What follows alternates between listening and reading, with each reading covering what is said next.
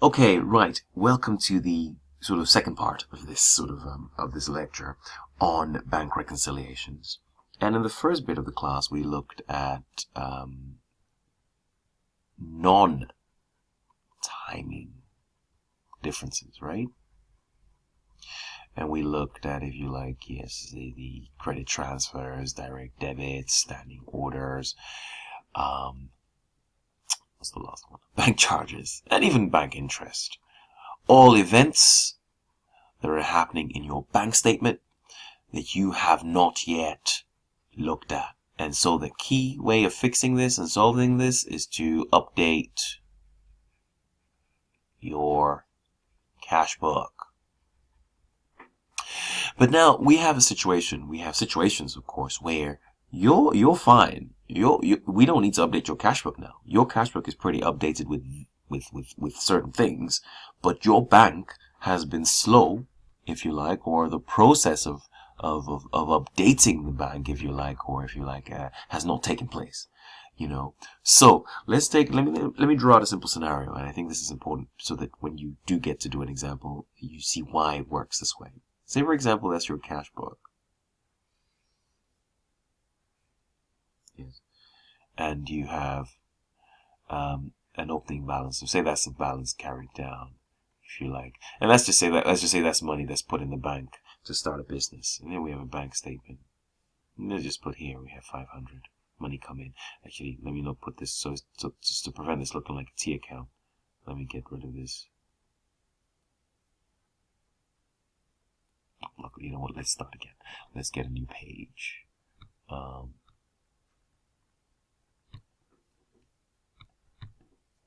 Okay, so where are we? Let's yes. So this is our cash book, and we'll call this our bank statement. Yes. So what do we have here? Let's have the 500 in here. We start this business at 500, and let's just have our bank statement, and here, and that's just pounds, and that's just money coming in. We have 500 in there, and we call it capital. Right? Okay. So, for example, let's just say on the very first day, or on the last day of the month, which is typically when this happens, but we pay rent. We write out a check to pay a landlord for rent of £200. And then we receive a check from, it could even be More Capital. I don't know.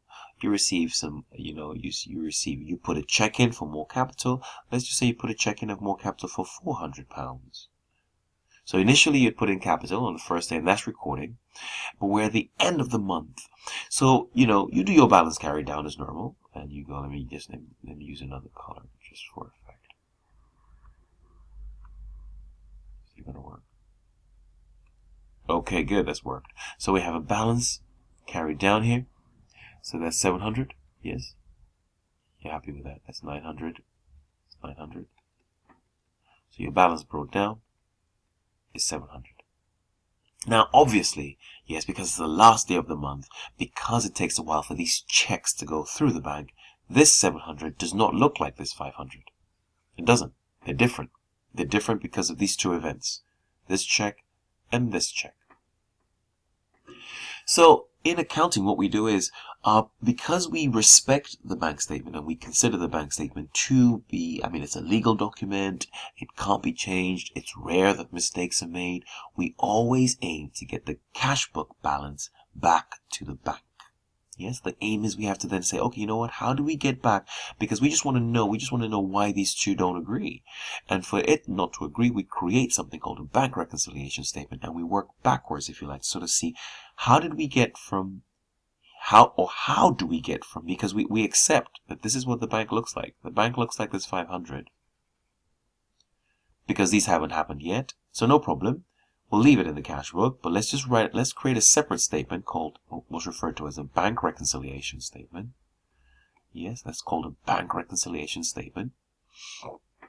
And we say, okay, how are we going to get from here, which is 700, which is the balance as per the cash book, to here? I'm struggling here because of space. Balance as per the bank statement, 500.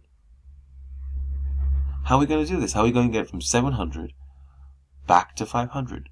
Well, let's see. When we started with the 500, we went 500 minus 200, didn't we? Because we took out rent. Well, if we subtracted 200 and added 400 to get to here, well, I suppose the only way to get back from here to here is to, if you like, subtract 400 and add 200, right? We started off with 500. We subtracted 200. We got to 300. We added 400. We got to 700. So to go backwards must be 700 minus 400 plus 200 will get us back to 500. We're just doing the reverse. That's all we're doing. And it's just a statement. So what do? What we do is, like I said, we add the 200 and subtract, deduct the 400. And what you get, 700 plus 200 is 900. 900 minus 400 gets you to 500. And we call this the bank reconciliation statement. These are referred to as timing. Yes, and I'm scribbling now, but we'll go to a PowerPoint in a second. These are referred to as timing differences. Yes, timing differences. Because when we say timing differences, we mean processing differences. That the bank has just not recorded what's taking place. I mean, it's not stupid to say, I'm going to start with the balance as per the bank. So I say balance as per the bank. If you like, you have a balance as per the bank. And then what you'd have done would be you would have added the 400 and subtracted the 200, right? But, this is one way. Logically, it's fine. But it doesn't really matter. Either way works. But the key point is, because we trust the integrity of the bank, we always go from the cash book. And most exam questions always like you to do that, to go from the cash book and then work backwards. Okay, good. So let's see the slides and just make sure we're on. Make sure we know what we're talking about. Here we are. Here we are. So what are we saying? Due to the fact that the cashier may not, these are non-timing differences. We're finished with these. We're on to timing differences. So, for example, we have two types of timing differences. We have what we refer to as unpresented checks. And let's go back to that simple example that we just made. Yes, this case of rent over here, right, where we have written a check out to someone and they have not presented these checks to the bank. Yes, they have not presented this check to the bank. This type of check, this type of thing on the credit side over here is referred to as an unpresented check, right? It's referred to as an unpresented check. And if you like, it's an unpresented check because we've written it in our cash book, but the supplier or whoever it is, the recipient of the check, has not put the check in, and that's referred to as an unpresented check. And as we said here, we add unpresented checks. Yes, we'll see a clearer version, but the key point is that you're happy that this is referred to as an unpresented check. And this check over here, where we receive, but we either haven't cashed it or it hasn't gone through, this is money coming to us. And if you like, we refer to this as an outstanding lodgement. Yes, and let's look at that technically. That's referred to as an outstanding lodgement. So we agree, an unpresented check, yes, is when a check is recorded in the cash book. This isn't totally correct. I mean, really, it says the time delay, but we're talking about checks that we've written out. Yes, written out. So not just checks that we've received. We haven't received. Unpresented checks are checks that we've written out to pay someone. That's an unpresented check. And we have outstanding lodgements, so amounts paid into the bank that we've recorded in our cash book. The funny thing is, you might not even actually have recorded it paid it into the bank. It might be sitting in your drawer, but you've recorded it in your cash book, hoping to put it in the bank the next day. But it's not showing on your bank statement just yet. So these are referred to as outstanding lodgements and receipts. Yes, and typically that's what's going on. So let's complete that question we started in the first part. The first stage, really important. The first thing you need to do is, as we said earlier on in the first lecture, is to update your cash book with the non-timing differences. When you've updated your cash book, it's really important you follow that process. Update your cash book first. Then we come to dealing with what's referred to, as we've just discussed, as the bank reconciliation statement, where we deal with our timing differences of unpresented checks and outstanding lodgements.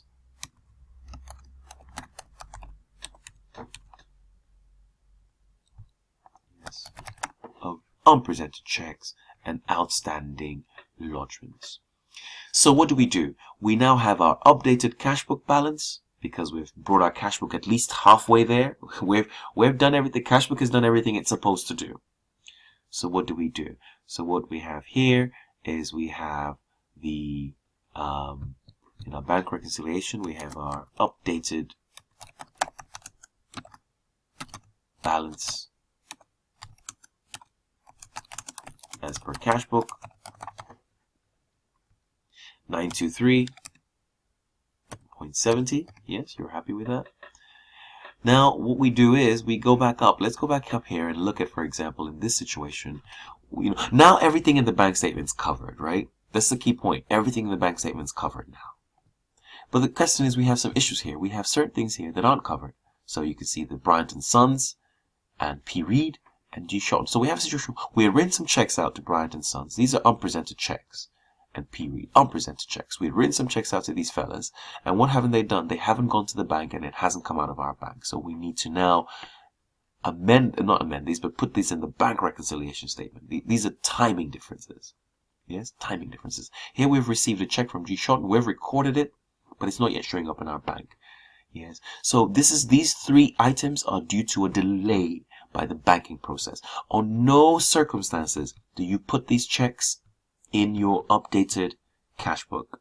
And under no circumstances do you put these direct debits and standing orders in your bank reconciliation statement, right? This is important to separate the two. We don't mix them up. They're not to be mixed up. Okay.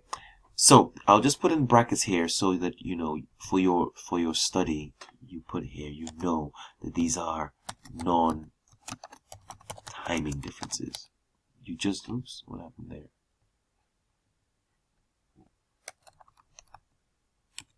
Differences.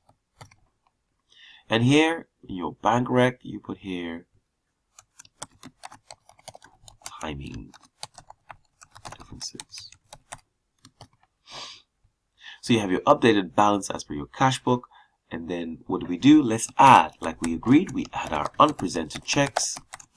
Yes, because we took them out in the process initially. We add our unpresented checks. What are our unpresented checks? Let's go up there and bring those down. Our unpresented checks are Bryant and Sons and P. Reed. We'll chuck the names in a second. P. Reed. So Bryant, P. Reed. Add those, and then we deduct outstanding lodgements. And I showed you. If you're not clear, please just go back, and just go back again and understand how we arrived at. If you look at the mini cash book I made and decided how I would subtract and how I would add, go back and look at that. Yes, please make sure you're comfortable with that. It's just a matter of practice as well. But just look at it and make sure you're comfortable with that. 33575, 335, well. 335.75. G. Shotton. So what do we have here? We have, I'm basically saying take that, add those two, and subtract G. Shotton, and you should have that. And look at that. Isn't that beautiful? Look at that. That looks exactly like our,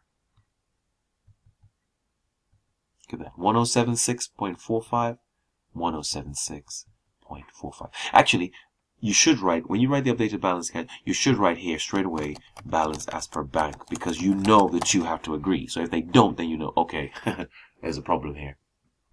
I've forgotten something in between. So that's how we deal with this, right? And this is referred to as a bank reconciliation statement, where we deal with the timing differences, and timing differences are only checks. Timing differences are only unpresented checks and outstanding lodgements. Timing differences are only unpresented checks and outstanding lodgements. Don't I said that 3 times. So don't go start putting direct debits and standing orders and things in here. No, no, no, no. We don't want to see it here. No, no, no, no. Put those in your updated cash book. Okay, right. Great stuff. I will. There's a couple more things that I'll talk about in another lecture to do with non-timing differences like errors and dishonored checks. But I'll talk about that in the next lecture just to make sure that we separate the two and make things pretty clear. Okay, great stuff. See you in the next lecture.